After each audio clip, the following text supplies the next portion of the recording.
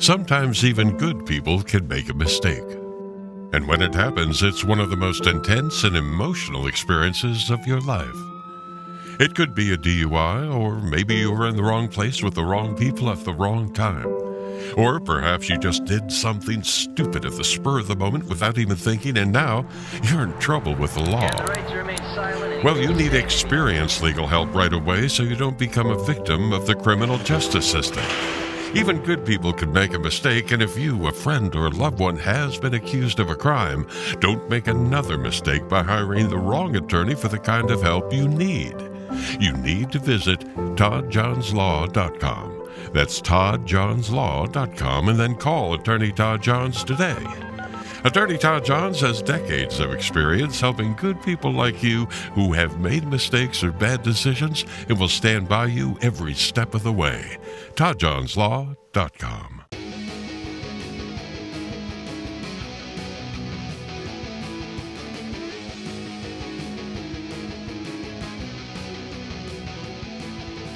All right, hello, and welcome to another That's Enough Out of You podcast.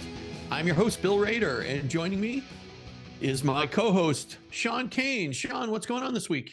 Billy Raids, how you doing, buddy? I can't complain.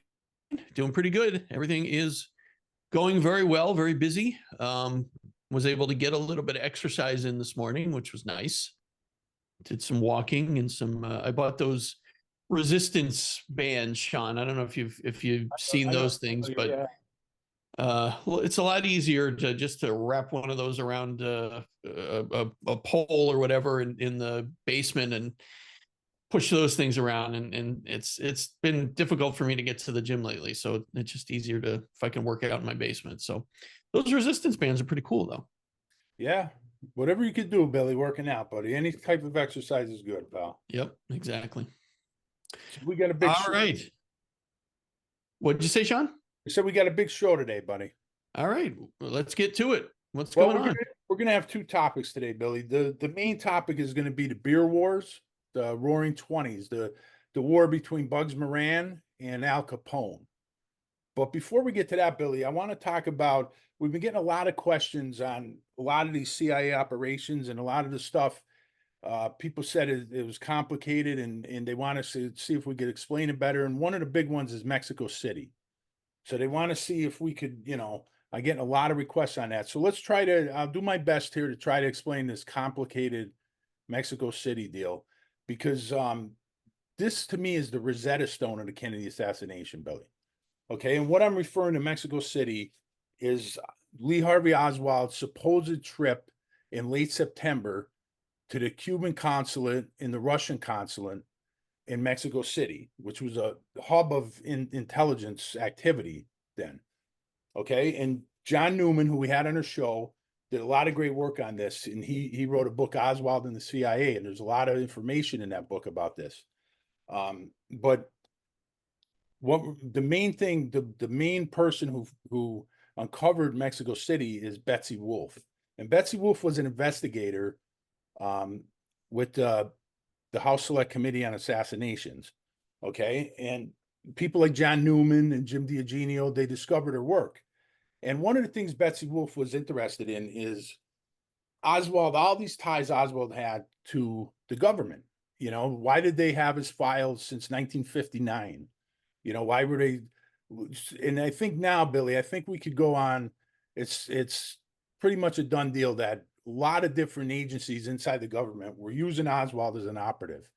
I mean, the FBI was using him as a informant against the anti-Castro Cubans and the Cubans, the pro-Castro Cubans. I think the CIA was using him for a lot of different operations. The false defector program from the Navy intelligence was using him. I think, INS was using him against Cuban illegal Cubans. I think even you could say that NASA, there might have been a NASA involvement in New Orleans. So you had all these different agencies involved. In Oswald, I think we could identify him as a spy. He was a government spy. Okay. So what Betsy Wolfe wanted to do was she wanted to find out, how does the CIA file routing system work? Okay. So what she identified is that everything coming into the CIA goes through the Office of Mail Logistics. And then from there, it goes into a general index. And then it would be disseminated to the place that makes the most sense. So let's say Oswald defects to the Soviet Union. Oswald has all these ties to Russia, to Cuba. It would make sense that Oswald's file would go from mail logistics to the general index and then to the SR division, Soviet Russia division. Makes sense, right? Because they got boots on the ground. And that includes something called the 201 intelligence file, which CIA, that's like their main file. It's like a personality file. And the unwritten rule is that if you have 3 pieces of information come in, or some type of mid-size event happen in a person, that would trigger the opening of a 201 file. So Betsy Wolf decided, okay, so this is how Oswald's files should look. They should, from 1959, Army intelligence, Navy intelligence has files on Oswald. That should go from Office of Mail Logistics to the General Index to the SR division, Soviet Russia division. When he defects to the Soviet Union, a 201 file should be opened right then. Okay? That's not what happened, Billy. She saw that Oswald's files bypassed everything and went to the Office of Security. And his 201 file wasn't open for 13 months after he defected to the Soviet Union. Now, the Office of Security raises all kind of red flags because every bad thing you ever heard about the CIA, Billy, whether it's true or not true, comes out of the Office of Security. Okay, the assassination programs, MK Ultra, the Office of Technical Services in there where they were designing all kind of poisons, and Lisa Pease was on talking about the heart attack gun and the zap gun and all these other things. All of that is coming out of the Office of Security, Billy. So why in the world was Oswald's files going there? So what Betsy Wolf did is she tracked down a guy by the name of Robert Gambino. Robert Gambino ran the Office of Security for 23 years.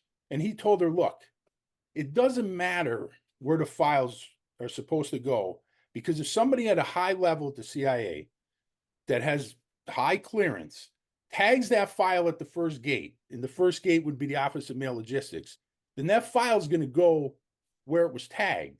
And somebody tagged Oswald's files to go to the Office of Security. So you got to find that person or that department that tagged it. So that's what Betsy Wolf did. And she saw that it was tagged by the SIG. Now, that was the Special Investigative Group. They were mole hunters, Billy.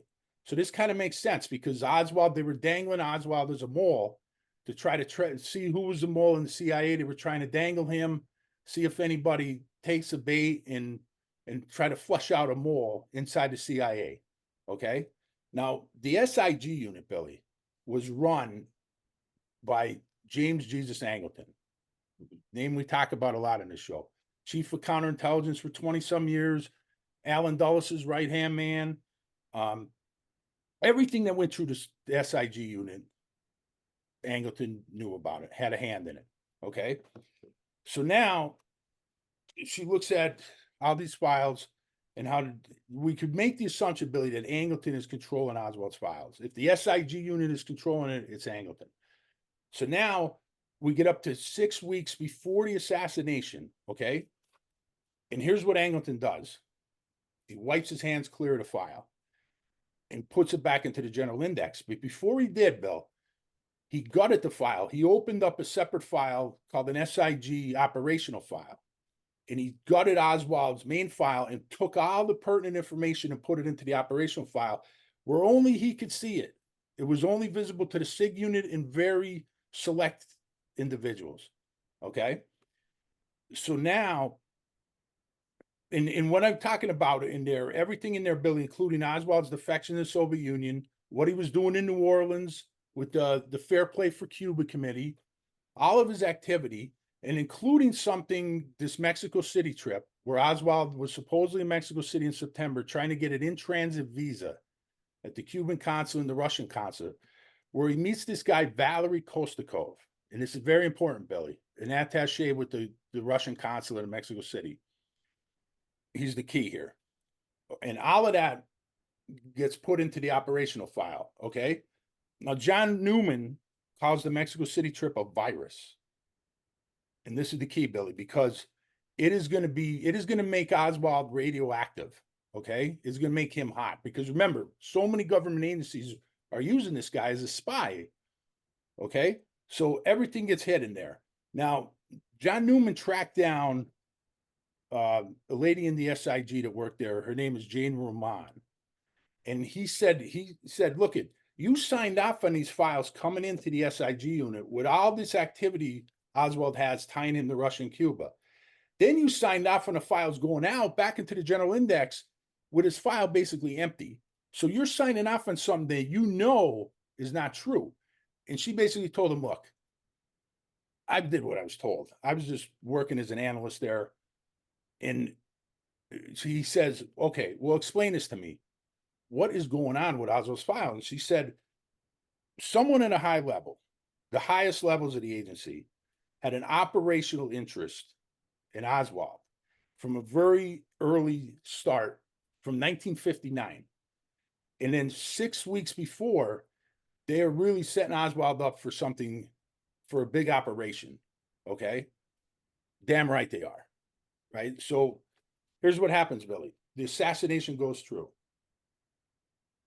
Kennedy's assassinated. Now that's Saturday. And it's important.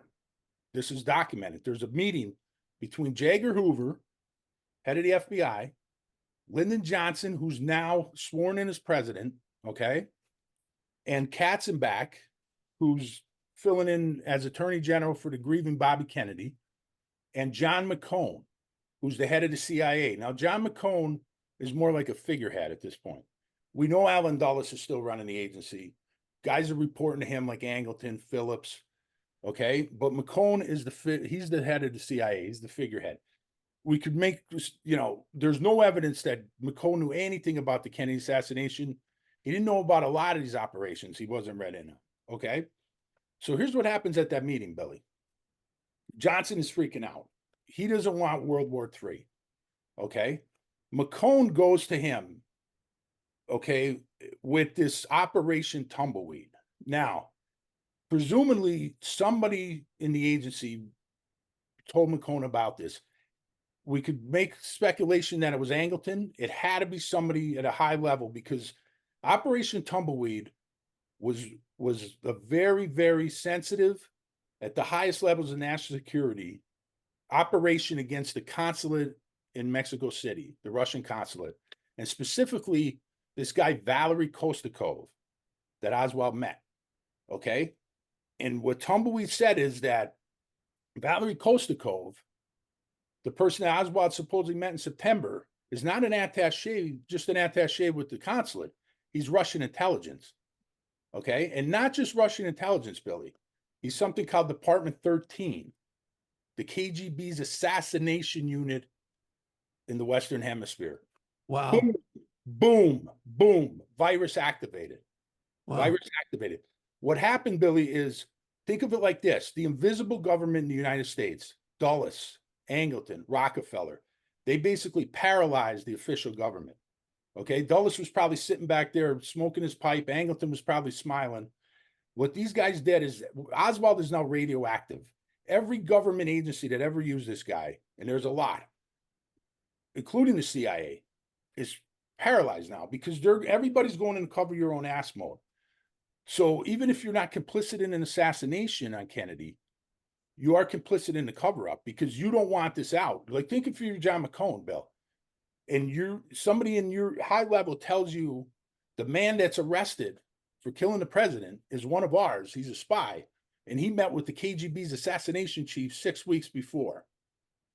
You're thinking, my God, we could all be hung for treason here. Did the KGB flip one of our own assets and use him to kill the commander-in-chief? So now everybody goes into cover your own ass mode. And at this high-level meeting, Johnson says, we need to take this out of the realm of a communist conspiracy, okay? Where people are saying the Russians did this, the Cubans said this.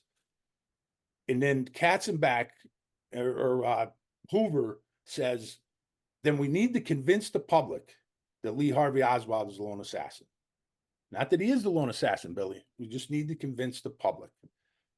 So this is where, they go into the lone gunman theory, and they're going to go with the lone gunman because they're afraid of World War III. But it gets worse.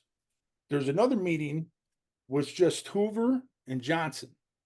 Okay. And Hoover says, look, we got another problem, Mr. President. My FBI agents interrogated Oswald in the jail cell in Dallas. They also heard those tapes, okay, of the Oswald that was supposedly in Mexico City. And guess what? The voices don't match. That was not Oswald. He was impersonated. So now Johnson's like, what the hell is going on? What does the CIA say? They say, well, they have two pictures they say were Oswald. One's a guy, he's like a big Russian bear. He's like 6'6", 260. He wasn't Oswald. Then they have another picture of a blonde Oswald that matches the description, as some people said, was using Oswald's name inside the consulate, but it's clearly not Oswald. So then the CIA says, oh, we made a mistake. We don't have a picture of the cameras weren't working. Now, Bill, they had pulse generated cameras. Okay. If a leaf blew in front of the door at the consulate, the camera takes a picture. Any motion inside that consulate. So if they didn't have a picture of Oswald, he wasn't there. Or if he was still impersonated because the voices don't match. Pictures of the people they have don't match going in there. So now you see, Billy, this is why it's so important to keep the focus on Angleton, Dulles, people like that. And this Mexico City is such a key, because this has nothing to do with the mafia, Billy. This has nothing to do with Marilyn Monroe. Who killed Marilyn Monroe? The key to understanding everything, Billy, is to understand that if you're the conspirators, you have to know who Valerie Kostakov is. Like, if you're going to set Oswald up and you're going to impersonate him and tie him to the KGB, you have to know this guy Kostakov is KGB. And that was only known at this highest levels of national security. It was this Operation Tumbleweed. And I mentioned this last week with Pablo. So, you know, if what I'm thinking in those files that Biden and Trump sealed, I wonder if the redacted names of Operation Tumbleweed are in those files. Because if you find out who was read in at that, was it Lemonster? Was it Dulles? Was it Angleton? LeMay? Who was read in? Because they had to know who Kostakov was. So you understand why that's so important, Billy? Yeah. Yeah. I mean, if you know, nothing else, it blows away the lone gunman theory. Like, there's just no. Go ahead.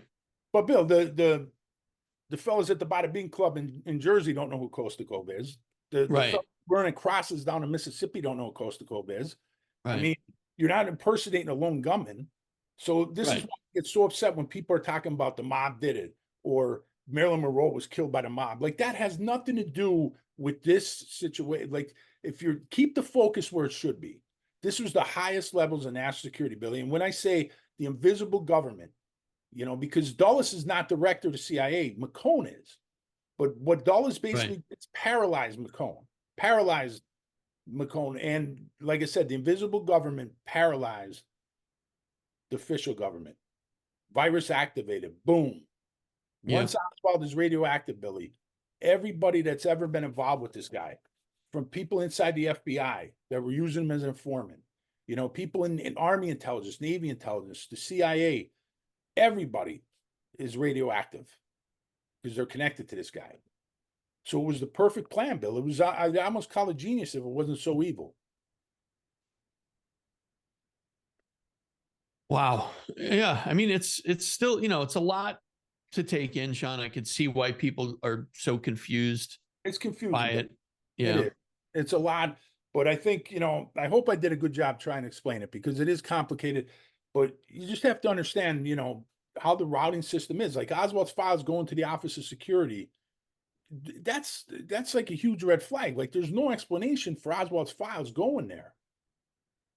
Okay. And the fact that this lone gunman, that they had these files since 1959, that they had this operational interest in him going back this far. And then 6 weeks before, Angleton guts that file and puts everything in the SIG file. Mm-hmm. And that's important for a couple of reasons, Bill, because think about this.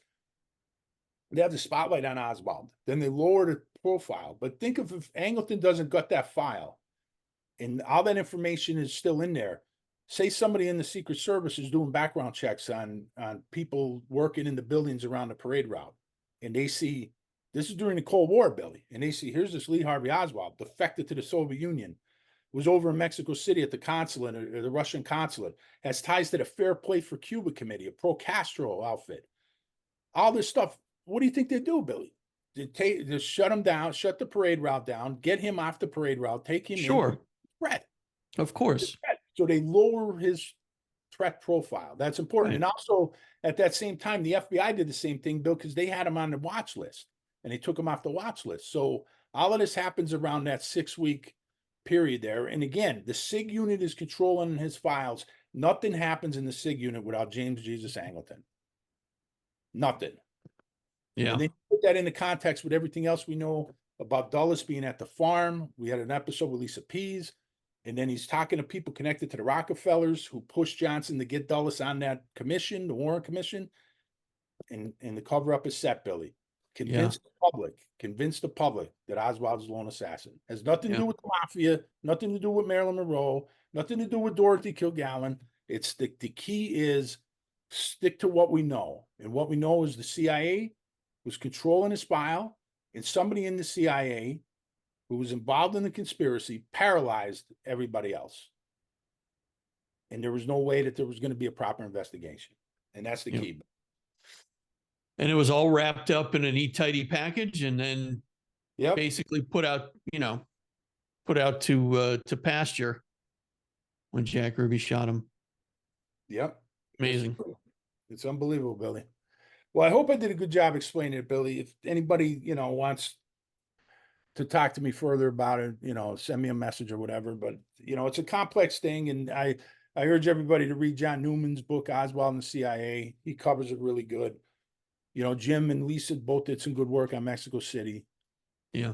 But it's a complex thing. But the key, Billy, is just keep the focus where it needs to be. Virus activated. Just remember that. All right. Good explanation. Thanks, Sean. All right. We'll do Beer Wars. We'll take a quick break, and we'll come back and we'll do Beer Wars. All right, buddy. All right. We'll be right back. And we would like to thank our sponsor, Gracious Day Grains. Sean, you like to eat healthy, don't you? Always, buddy. I try to eat healthy as much as I can. Yeah. And there is nothing healthier than what they call like farm to table, right? So when you can get something right from the ground and make it and then put it right on your table. And Gracious Day Grains, they have a tremendous selection, and it's totally organic. Everything is, they don't use any sort of herbicides or pesticides or anything like that. They have a bunch of different products on their website, Gracious Day Grains. So if you go to graciousdaymilling.com, you'll find a bunch of great stuff there, Sean. Yeah, you will, Billy. And it's owned by Tom Maxey, who's a great guy from Virginia. He's a truth seeker, just like me and you, buddy. And Tom's growing philosophy follows the wisdom of farmers of centuries past. And a quote from Tom is, "If we practice the right rotations, we exclude the bugs and weeds without needing herbicides or pesticides." So, this is great, Billy. What he's doing is fantastic. There's cornbread mix, there's cornmeal, popcorn he sells, buckwheat Sean, have you had buckwheat pancakes? No, buddy. Oh they're delicious. I love buckwheat pancakes. And Gracious Day Grains sells buckwheat pancakes. Just go to their website and you'll be able to find all of this stuff there. You can order it right off the website. You can find out all about how they farm and their whole philosophy. Tom's philosophy is great stuff. It really is, Billy. And one of the things he does is he grinds small batches at very low temperatures, which retains the flavor and the freshness. Of course. And it can't get any fresher than that. It's literally right from the ground. So again, go to graciousdaymilling.com and just, take a look on there. You can order whatever you want and they'll send it right to your door. Again, it doesn't get any fresher than that, right from Tom's farm to your door to your table. So absolutely. And eat healthy and you'll feel better. Absolutely. I wish I could do that. I wish I could eat healthier, Sean. We'll start with Tom's stuff, buddy. I'm going to order some of those buckwheat pancakes. I love there you go. I love I'm making going to try them too, Billy. Yeah, they're really good. All right. Gracious Day. We thank Gracious Day Grains for their sponsorship. Thank you. All right, we're back. Sean, we have another topic today. We're going to talk about the beer wars. So why don't you get into that, and we'll get a little discussion going about that.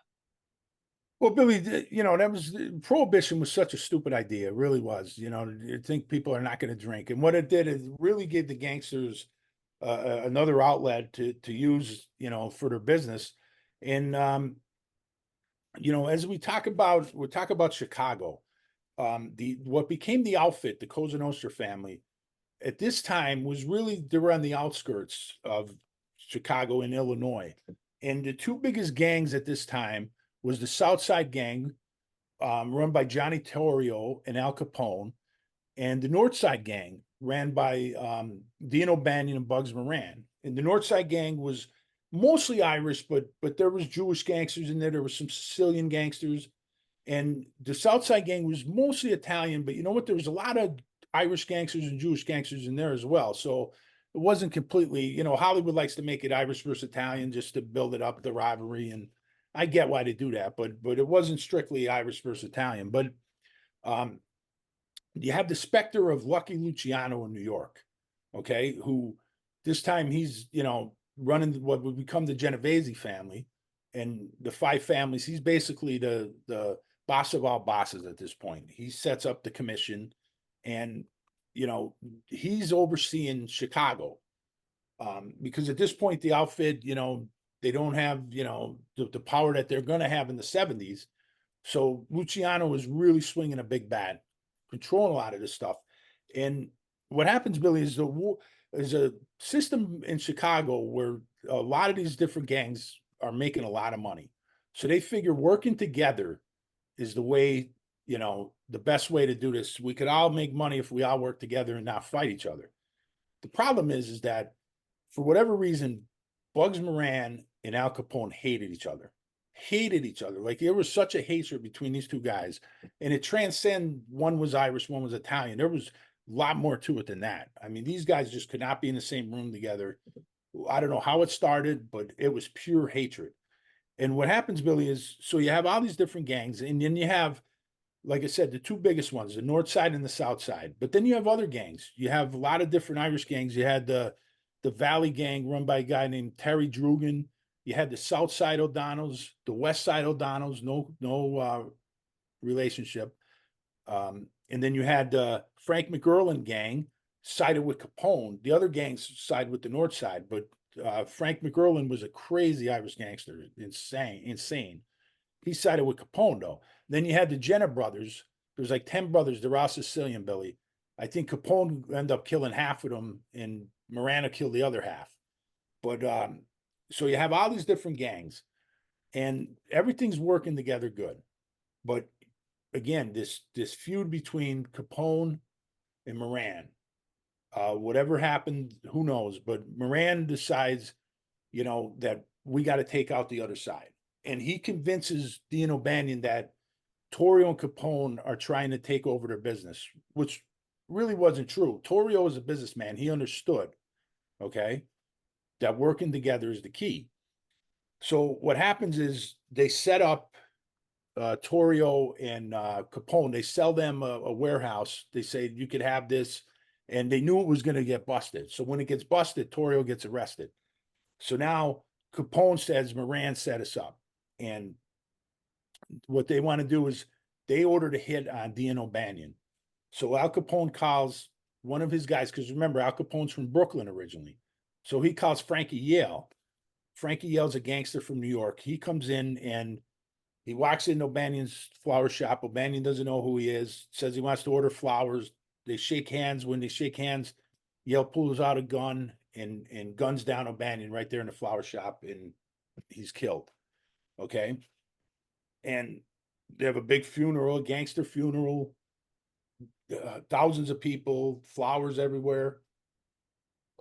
But what happens, Billy, is Moran goes on the offensive. Moran is out of control now. And his focus, Capone is focused on making money. Moran is focused on killing Capone. That's all he cares about.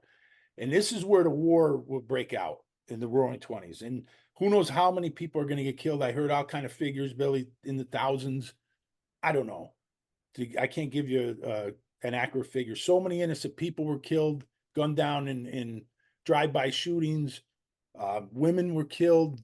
Children were injured in some of these, Billy. It was just really bad. Elderly people. I mean, the war breaks out, and what happens is January 1925, Capone is down in one of his restaurants, and they open fire on his car. Okay, and Moran and his people, they gun down, they machine gun down his car, and then Tony Accardo, who we talk about on the show, he would eventually take over the outfit in Chicago. He helps Capone get out of there, and they sneak out a back. Okay, and then Bugs kidnaps two of Al Capone's bodyguards, and him and his guys tortured them, Billy. And they tortured these guys like brutal. They're putting out cigarettes on their face, and they were wired to garrote them. But every time they would almost have them killed, they would back off and keep doing it over and over, choking them. And finally, Billy, after days of torturing these guys, they would just machine gun them, and their bodies would be found riddled with bullets. Okay. And then, what happens then is they go after Johnny Torrio. Now, we talked about this a little bit in the book Double Cross when we debunked that piece of garbage. It was all Bugs Moran. It was not, Capone had nothing to do with this, like Double Cross says. What happens is Moran and his people gunned down Johnny Torrio, and they shot him right in the streets, and Moran was one of the shooters. And the thing is, Torrio lives, but he's crippled, Billy. He's really confined to a wheelchair the rest of his life. And he goes back to New York and pretty much retires. And he leaves everything to Capone. And he says, I'll be an advisor, Al. I'll help you out. And he was advising the guys back in New York, but Capone's now in charge. So what he does is he sends Tony Accardo, he sends Frank the Enforcer Nitti, Frankie Rio, some of his other guys after Moran.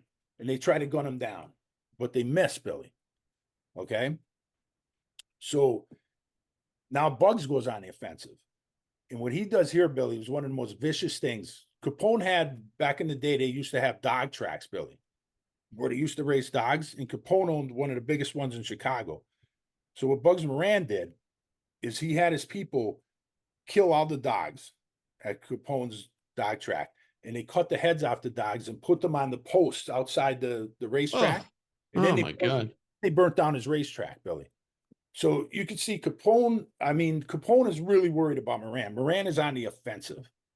Okay. And then September 19th, or 1926. Okay. This is the closest Bugs Moran came to killing Al Capone. Him and his guys opened fire at Capone's headquarters down there, the Hawthorne Inn, okay, in Cicero. And they destroy all the cars that Capone had out front. And they destroyed the lobby, the restaurant, the whole neighborhood there. They shot it up with the machine guns. The storefronts were all in ruins, Billy. It was a massive attack. But Moran almost guns down Capone. And he shoots at him, and Tony Accardo grabs Capone and tackles him to the ground, saving his life. That's how close this was, Billy. And what happens now is Capone goes on the offensive now. And he guns down Moran's top guy at this point was Jaime Weiss. Jaime Weiss was a Jewish gangster born in Poland. And he gunned them down with his bodyguard, Patty Murray, and his lawyer, William O'Brien. And Capone's guys gun them down when they're coming out of church, Billy. So, interesting story. My grandfather was there in Chicago at the time. And he actually was there a couple days after this incident happens. And he saw the bullet holes in the building next to the church. Wow. And he actually saw Al Capone, too, coming out of a limo or a car, whatever, by his hotel that he owned. Wow. But the legend says that Capone said, we're going to take Jaime Weiss out, but make sure you let them finish the mass before you gun them down. And that's what he said. But they gun him down. And This is a big loss for the Northside gang, Billy, because Jaime Weiss is one of those Jewish gangsters that was very important, because we always talk about the Irish and the Jewish gangsters' importance to organized crime. And Jaime Right. was a very important part of the gang. He was really like the brains behind this. So once he's gone, Bugs Moran, think of him as like a wounded animal, Billy. Now he has nobody to hold him back, because Jaime Weiss was the only thing really keeping him. So now he's totally out of control. Okay. And he's going on the attack. So this might be a good place to take a break. Okay, we'll take a quick break and we'll come right back. Do you need a new roof? Are you looking to repair damage to an existing roof? Call the roofing professionals at Quality Roofing Express. Located in Scranton, Pennsylvania, Quality Roofing Express is a certified Owens Corning contractor. We are an independent, family-owned business connecting with our community and providing quality work. Our expert team can install metal roofs, rubber roofing, or traditional asphalt shingles. Do you need chimney flashing? How about a new skylight to increase your home's value and let that natural sunlight in? At Quality Roofing Express, we do it all, even siding. Check out our website, qualityroofingexpress.net, or visit us on Facebook. Give us a call at 570-614-3914 for a free estimate today. Quality Roofing Express. We put a roof over your head. DK's Corner has moved. Come see us in our brand new location at 201 Cherry Street in Jessup, Pennsylvania, right across from the Jessup Plaza. Enjoy a brand new menu with hot and cold sandwiches, soups, salads, pizza, delicious breakfast, including breakfast bowls and sandwiches, specialty coffees, and DK's famous Razzle Dazzle flavor shaken espressos, and still the best cheesesteaks around. Follow DK's Corner on Facebook and Instagram, or call them at 570-209-0278 to find out about their daily specials and catering. And DK's Corner now has beautiful outdoor seating for the summer. Don't feel like leaving the house? Call DK's Corner for delivery. And we thank DK's Corner for sponsoring That's Enough Out of You. DK's Corner, now in Jessup, Pennsylvania. That's Enough Out of You is also sponsored by Casa Quattro Winery, featuring over 20 flavors of wine, from dry red, dry white, and fruit for your sampling pleasure. Casa Quattro Winery offers entertainment, parties, and private events. Now serving a full menu with a little something for everyone, including appetizers, salads, dinners, pizza, and desserts. Casa Quattro has some of the best live entertainment in the area, with comedy and karaoke nights and live bands. Check us out on Facebook and Instagram for all of our upcoming events. And if you mention the code OUTA, that's OUTTA, you get 15% off of your order. Located on Main Street in Peckville, Pennsylvania, call 570-382-3855 for more information. And we thank Casa Quattro Winery for their support. All right, we are back. Sean, let's all right. So at this point, Moran is just in, I mean, he's uncontrollable, right? He's uncontrollable. He's on the offensive. Capone's worried about making money. This is where Hollywood they always have Capone on the offensive. Capone is the violent one, but Capone was really, to be honest, self-defense here. Moran was the aggressor, and it's never portrayed like that, Billy. And there was a lot of things that you got, like Hollywood, like the whole thing with the Untouchables, Billy, and Elliot Ness. I was going to ask you about that. Yeah. Well, that was a myth, Billy. It was a myth. Do you know how many times we could document officially that Elliot Ness and Al Capone met each other? How many? One time, Billy. One time. Yeah. The only time is when Capone gets arrested for tax evasion, and Elliot Ness was there when he was arrested. That was the only time we could confirm. So this big rivalry that they supposedly had, because remember, Ness is is going after the beer distribution. He's going Right. going after the warehouses. Well, Capone's not there. Right. He's in his hotel. He's running like he's hidden, Billy, from the actual day-to-day operations. He's not there. So Elliot Ness and him never came face to face. They never Right. had a confrontation like they do in the movies and all this Right. other stuff. And Yeah. at this point, Billy, this is where Lucky Luciano steps in, because Lucky Luciano is very concerned because remember, New York is doing a lot of business with Chicago with the bootlegging. So they're making a lot of money. They're bringing in a lot of booze from Canada, through Detroit, and Luciano's making a lot of money nationwide. And Chicago's a key point. And so he steps in and he says, this nonsense violence has to stop. It has to stop. And they set up a meeting at the Sherman Hotel, and peace is declared, Billy. And everybody agrees. Moran agrees. Capone agrees. Let's go back to making money. And Luciano never had any love for Capone. He hated Capone. This is why another myth, Billy, is that Capone was a member of Cosa Nostra. Not true. Luciano would never let him in. And then later on, Accardo would be made a member. And Accardo would take over what would become the Cosa Nostra outfit family. So they step in and peace is declared, Billy. But guess what, buddy? How long do you think that lasted? Probably not very long. Not very long. It lasts about 3 weeks. It's about 3 weeks. And then what Moran does is he starts hijacking Capone's booze runs out of Canada, shipments out of Canada going into Detroit. And Moran is really worrying Capone at this point. Capone is really, really worried.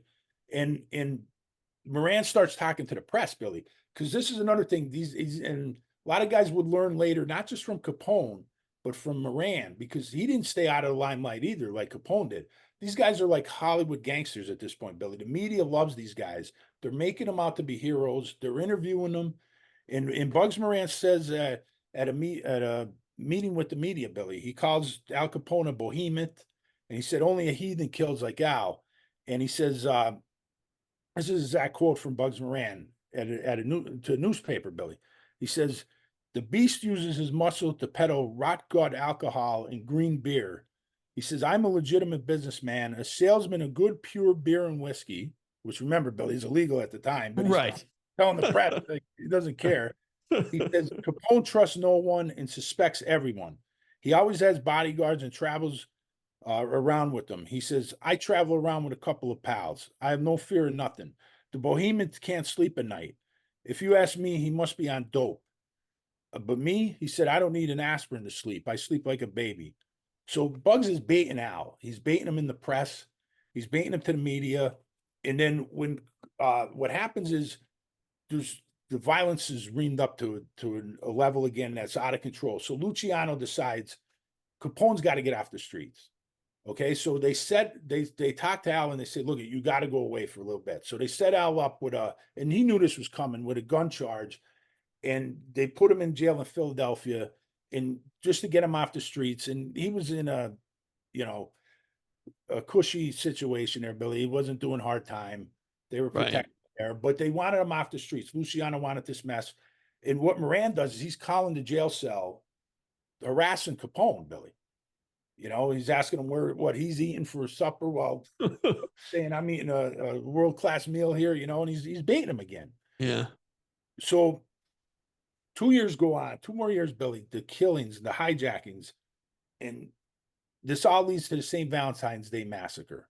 Okay. And we talked about that in the Double Cross episode. It had nothing to do with Giancana. Giancana at this point is a street thug running with a teenage gang, the 42 gang. He has nothing to do with this stuff. Right. But anyway, what happens is, we know Fred Burke, we know Machine Gun Jack McGurn. They're the planners of this St. Valentine's Day massacre. And what they do is they dress as policemen. They go into Moran's warehouse.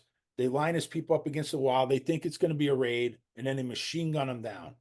Now, Moran's not there. And the legend is that Luciano found out about this and tipped Moran. Is that true? I don't know. But I know Moran gets a phone call right before this happens, and he goes across the street, and he's not in the garage when this happens. But later on, he would talk to the press and he would say, look, he knew, they were trying to say cops did it because they were dressed like cops. And he said, only Capone kills like this. Yeah. Said. So, Al Capone's down in Miami, though, Billy. So he was down in Miami when this whole thing happens, but he set it up. And Bugs lost a lot of power because of this, because a lot of his guys are gone. Remember, Jaime Weiss is gone. And he's so focused on his war with Capone that he's letting the business slide. And a lot of these other gangs that we talked about are kind of sliding in there. Okay. And another thing I should add, Billy, is that a lot of these other gangs are engaging in violence too, because this war between Capone and Moran are getting a lot of offshoot wars, smaller wars are developing. So Chicago right now at this point is a war zone. It's a war zone, Billy. But, the St. Valentine's Massacre pretty much finishes off Moran's business, but he's still around. And then we know what happens to Capone. Capone would end up going to jail on tax evasion. Right. Okay. But Bugs would later get revenge, I think, Billy, because what happens is in 1936, one day before the anniversary of the St. Valentine's Day Massacre, Machine Gun Jack McGurn, who was one of the planners of the St. Valentine's Day Massacre, was gunned down by a 5-man hit team in a Chicago bowling alley. And what the cops found is they found the nickel and a note on his body. And the note said, it was a joke. He said, you lost your job, your dough, your jewels, and handsome houses, but things could be worse. You haven't lost your trousers. Now that's typical Moran nonsense. Like he was kind of like the Riddler in the Batman villain, Billy. Like he would leave stuff like that at crime scenes and different riddles and jokes and stuff. So I think there's no doubt Moran and his people were behind this. What was the significance of the nickel? You know what? Great question, Billy. I don't know. The only thing I could think of is a lot of times what they do in Underworld, they would leave a loose piece of change, like a penny or a nickel, on bodies and say, that's what that person's life is worth to me. Oh, I see. So your life is worth a nickel to me. So yeah, Jack McGurn was worth to Bugs Moran. That's what wow. but don't hold me to that, Billy, because nobody, really confirmed that. But yeah, that makes sense. Yeah. So what happens then, Billy, is like Capone goes to prison. Moran is still he's on the run now. He's, at this point, Luciano takes over organized crime in Chicago and first they appoint Frank Nitti, okay, Al Capone's main guy. And then Nitti would end up, what they said was a suicide. Okay, so they bring Nitti in, they make Nitti becomes a made guy and all his guys. And now all these guys are Cosa Nostra, Billy. And they bring in the Jewish gangsters and the Irish gangsters kind of like as the network, as a syndicate is formed. And the outfit has become very powerful. And Luciano recognizes that Tony Accardo is a guy that could really run things. And Accardo would eventually, after Nitti, Accardo and Paul Rica would take over the outfit. And Accardo would run the outfit for the next 70 years, Billy. So he would basically till he died in 1992. He was the boss, and he would use front bosses like Giancana. Right, sure. He was the power. Yeah, he was the power. Now Moran goes on to smaller crimes. He's not this powerful boss that he once was, and he gets arrested, Billy, in 1946. He's arrested in Ohio for robbing a bank messenger, and then he goes to jail, and he'll die in jail of cancer. Okay. And then originally, Billy, when he dies, Capone, we know he dies from syphilis. So both of those guys die in the 40s, and then they're buried close to each other, Billy, in the same cemetery. They're probably fighting, in hell down there. yeah. But then I think Moran's body might have been moved. But the whole mob tour in Chicago talks about all this. But, it's just an amazing piece of history, Billy, where, this massive war between these two guys, how did it start? But it ended up in hundreds, maybe thousands of people that were killed in this era there, the Roaring 20s. Yeah. Yeah. I mean, it's an amazing time. I mean, when you think about what really fueled it all, I mean, was prohibition, right? That was the whole, that ignited the whole powder keg of all the stuff that happened. And that was, the government thinking that they were doing something good. And it ended up, causing more problems than, than it solved. It's just incredible. What started the hatred between Moran and Capone? I don't know, Billy. I did hear a couple things. I heard one time they were at a meeting and Capone was in the bathroom and he was walking out when Moran was walking in, and he bumped into him, and Moran said something to him, and right there, since that time the feud just got worse. I don't know if something like trivial like that would start this massive war, but who knows? But those guys hated each other, and most of the hatred, like, I think Capone was willing to sit down and negotiate business, because Capone understood this killing, doesn't make anybody rich. It's not good for business. And I think a lot of the one thing that a lot of these gangsters like Tony Accardo took out of this is, he's under Capone, he's learning from Capone, and he sees how he's so Hollywood, so in the media. And Accardo went totally in the other direction, where you didn't even know his name. People were boss and nobody even knew it. And I think that has a lot to do with him being under, the reins of Capone, and seeing what happened. And he also saw the same thing from Bugs Moran, who was, his enemy, who was going after. Moran was in the press all the time, talking to the media, talking to, the reporters, and it was just, that's never good for business. And most of these guys learned that. A couple guys like John Gotti didn't, but a lot of guys did go in the direction that Accardo did, Billy, like Buffalino and some of these other bosses, Carlo Gambino. Right. Shadows, Billy. Run it from the shadows. Yeah.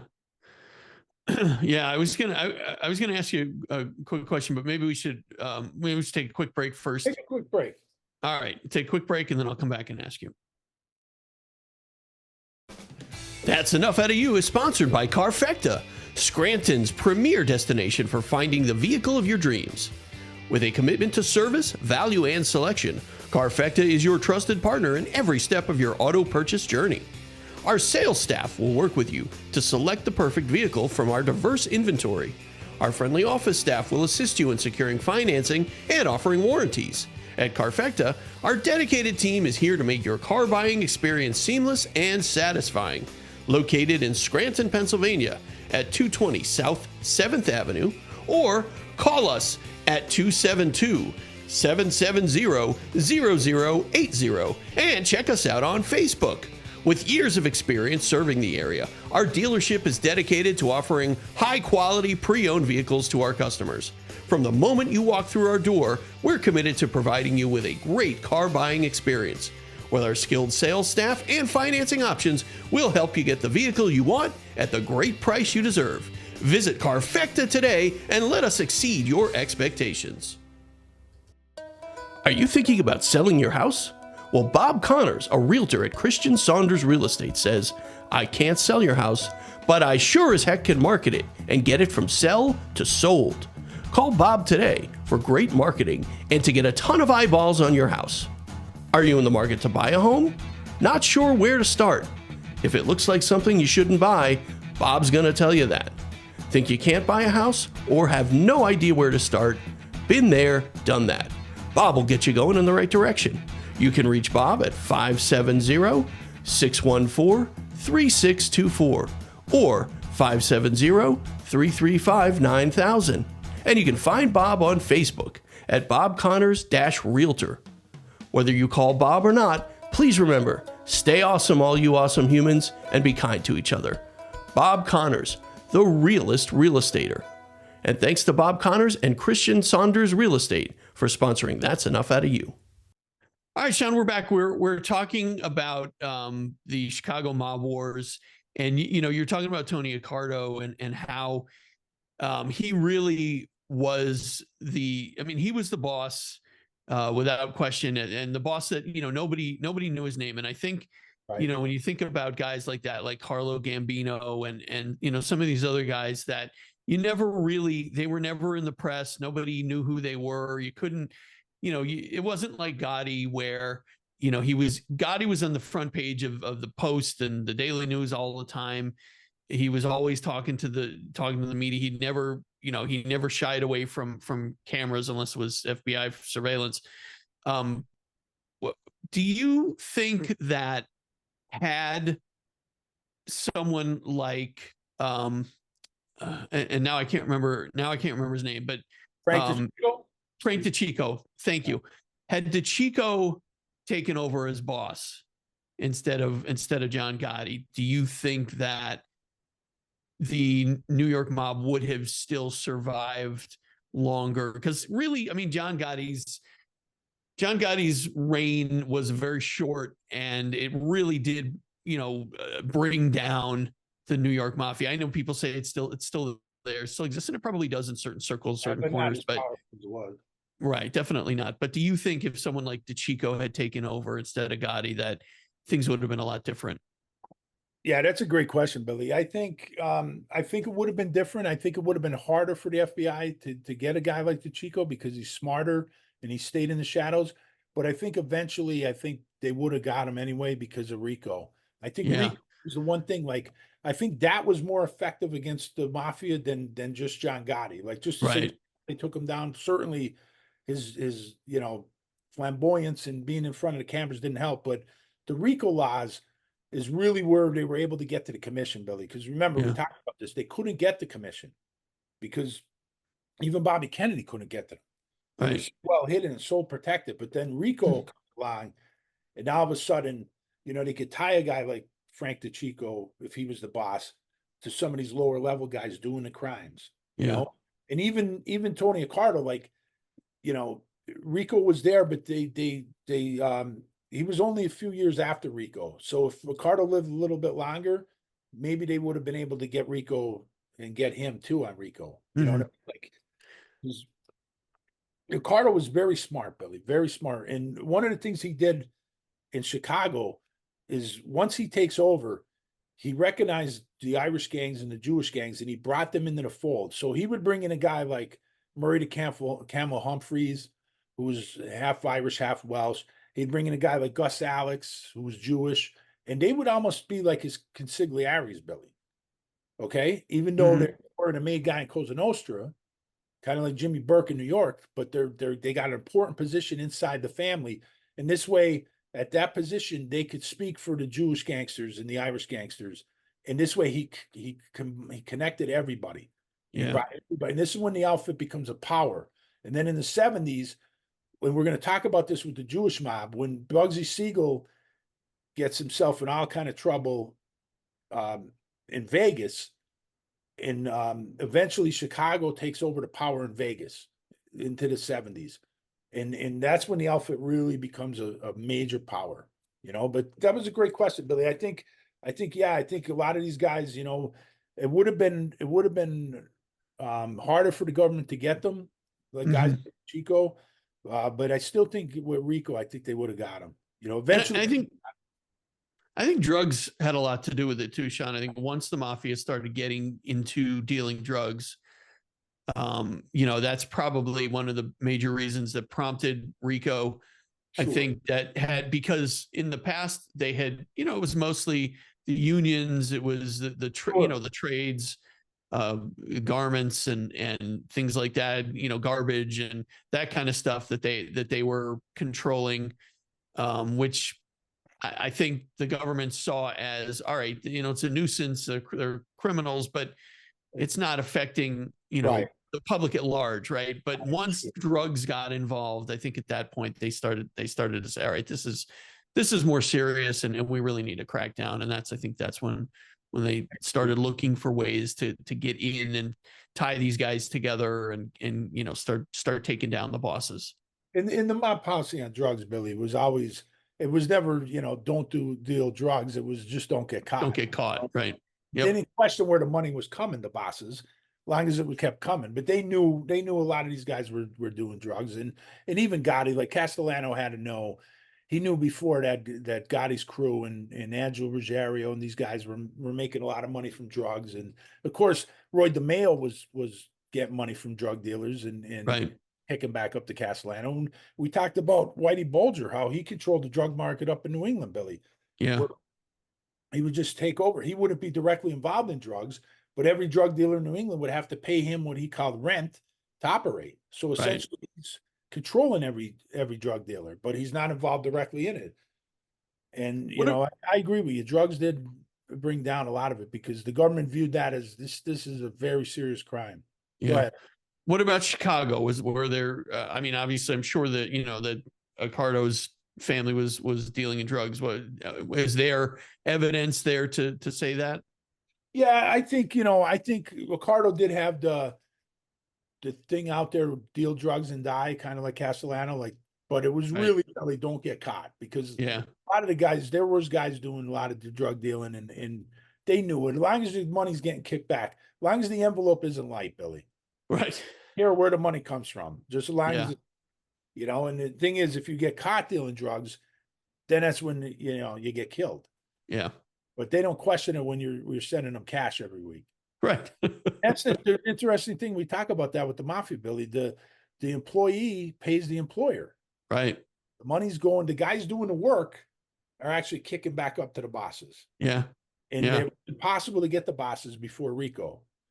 And again, the names here. Luciano was so powerful. Tony Accardo, and they're the key in to understanding this whole thing with Chicago. Luciano hated Al Capone, hated how he was so flamboyant, how he was in the press, and he didn't want him in Cosa Nostra, but he knew he's making a lot of money, so he's going to work with him. He's going to deal with him. And then once they bring in Frank Nitti, did they kill Frank Nitti? I'm kind of on the fence of that. I don't know if it was a real suicide or did they just bring him in to get him and his guys made and then get rid of him? Possibly. Mm-hmm. Who knows? Yeah. Yeah. But once that happens, the outfit becomes a power, and it kind of, you think about it, the Northside and the Southside gang, because of what happened with them guys, they kind of do form the building blocks for what would become the outfit in Chicago. Yeah, that was another thing I wanted to ask you is obviously the war, once it hit that crescendo with the St. Valentine's Day massacre, eventually the two factions kind of came together, right? And it was what was left of the Moran gang, kind of just and the other gangs that were involved, they kind of all come together. They all come together. And like I said, bringing the brilliance of Tony Accardo to bring in guys like Murray Humphreys and Gus Alex, and bringing in these guys that were Irish and Jewish, and that was just so important because then it brings all the Irish and Jewish gangsters together. And now in bringing in Frank Nitti was Luciano's idea, bringing him in, making him. Now you built a powerhouse, and it's interesting, Bill, that Chicago kind of took over Vegas down the road from New York. I mean, they would be power in the 70s in Vegas. So I mean, the outfit becomes a very powerful, and eventually they would run everything west of the Mississippi and kind of run parallel to the commission, in the 70s with Accardo. Accardo was that powerful. Well, the Kansas City mob had quite a bit of control as well, right? Well, yeah, but Kansas City, everything, like Chicago oversaw Kansas City. So Kansas City was kind of like the last port, Billy. Like when they were skimming from the casinos, it would go to Kansas City, and the Chicago guys would go there to pick up the cash coming out of the. I see. Because remember in the movie Casino, I believe his name was DeLuna. He was the underboss, and he was talking he was yapping and complaining to everybody. And he was in that supermarket. He owned that supermarket or meat market in Kansas City. He was keeping records on everything. Records on everybody. Yeah. So he made it easy for it. But that was the Kansas City was a very important family in the grand scheme of things, but especially with Vegas. But they were still overseen by Chicago. And another important family, Billy, was Milwaukee. Milwaukee was a powerful family, small, but they were used by Chicago a lot, kind of like the way like you see in Sopranos where, Johnny Sack and Carmine, their New York family uses the Soprano family in Jersey. Right. Makes sense. Use them, do different hits and stuff like that. Yeah. But And then- interesting guy, Billy. Go ahead. And then Sean, I know, obviously The Untouchables is out there. Is there a more realistic movie or book about the Chicago, the beer wars, the whole Chicago war between the North Side, South Side? There's a book called Beer Wars that's very good. But the best thing I could recommend is there's a documentary called Making It a Mob. And I mentioned this before. Yeah. There was one, season was New York and the other season was Chicago. In season 2 in Chicago was very good, very realistic. You really get an understanding of Giancana. And people would watch that and you see that Giancana's not this all powerful boss that Double Cross makes him out to be. He was a street boss. Yeah. And every decision had to be approved by Ricardo and Paul Rica. So when you really look at the grand scheme of things, Ricardo's the boss, Rica's kind of the underboss, and then Giancana's kind of the street boss. He's like Uncle Junior, the front boss.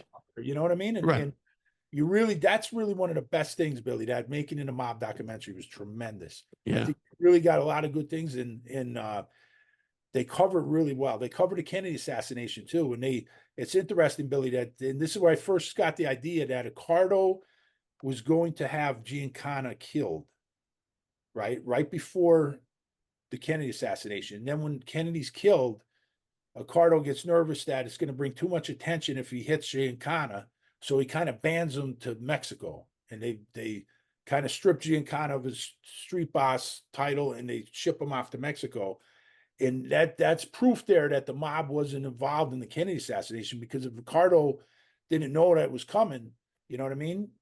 He had to know that you have any knowledge that it was coming. And because of that assassination, he backed off the hit on Giancana.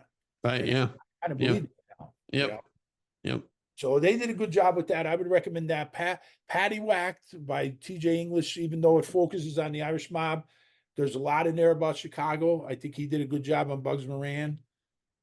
He does, like, I don't agree with him. He does a lot of stuff on the Joe Kennedy stuff. I don't agree with that. He kind of makes Joe Kennedy out to be a mob boss. I don't agree with that. We talked about that. Right. But the stuff he does on Bugs Moran and Al Capone, I think he did a good job. Yeah. Okay. Good. Sounds good. All right, Sean, this was good.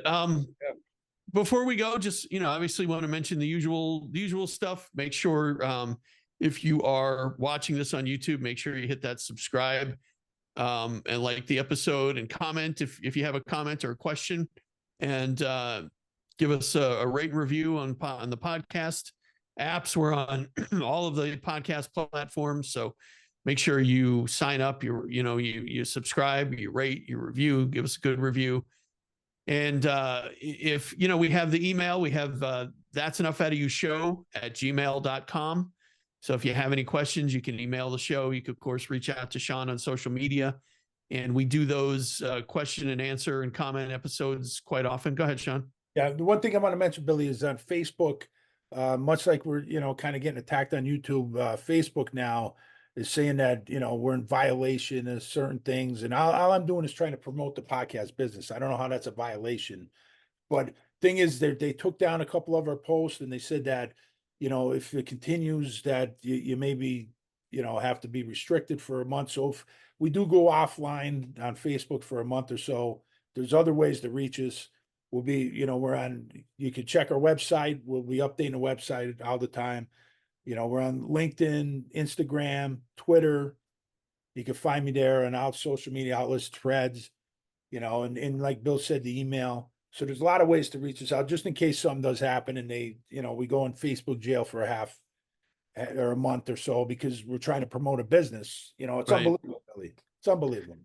I don't know. I don't understand it, Sean. But and then of course Patreon. We have our Patreon. If you are interested in supporting the show, you can find us on Patreon. That's Enough Out of You podcast is on Patreon. So just go to Patreon.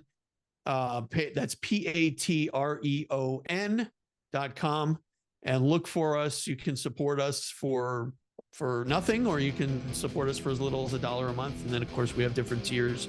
We do an additional show every week called Speakeasy, which we're really getting a lot of great feedback on our Patreon. So We hope you are considering doing that. We really appreciate our Patreons that are already on there. They're really enjoying all the content that we're providing on Patreon. So we thank you guys for listening. And Sean, another great episode. Anything else before we wrap up?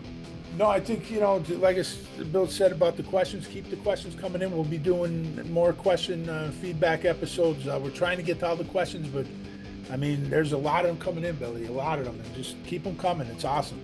Yeah, that's great. All right, everybody. Thank you very much. We'll talk to you next week, and that's enough out of you.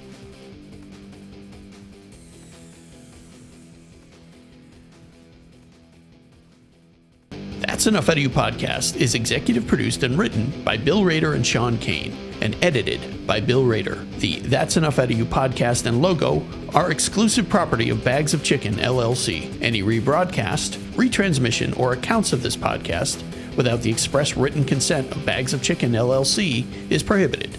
So don't even try it.